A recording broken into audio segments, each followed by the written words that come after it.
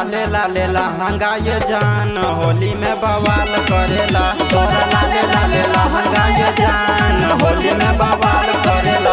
अरे चले जब रोडवा त गवा बुढ़वा जवान मरेला। तोरा लाले लाले लहंगा ये जान होली में बवाल करेला। तोरा लाले लाले लहंगा ये जान होली में बवाल करेला।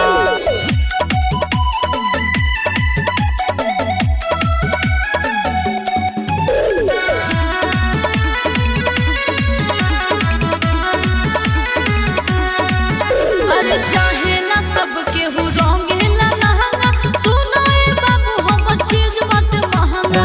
होली हो आज तोहर चोली रंगाई टोला के देवर सब रंग लगाई। चाहे ना सबके हु रंगेला लहंगा सुनाए बाबू हम चीज मत महंगा।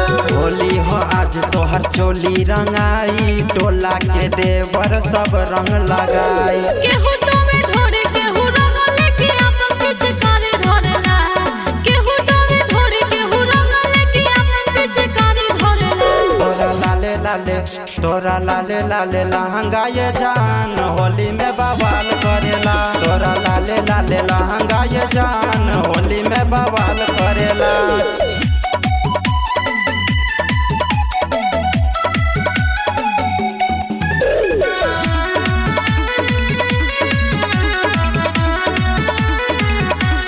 सुनी ना देवर बंद करी कौनो उपाय होली में भोजन के बाटे कठिनाई।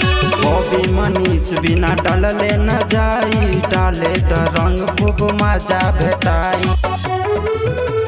सुनी ना देवर बंद करी कौनो उपाय होली में भोजन के बाटे कठिनाई। मंटू मनीष बिना डलले न जाई डाले त रंग खूब मजा भेटाई। रंग के बहाना सभे हमारा से गंदा गंदा बात करेला। रंग के बहाना सभे हमारा से गंदा गंदा बात करेला। तोरा लाले लाले लहंगा ये जान होली में बवाल करेला। तोरा लाले लाले लहंगा ये जान होली में बवाल करेला।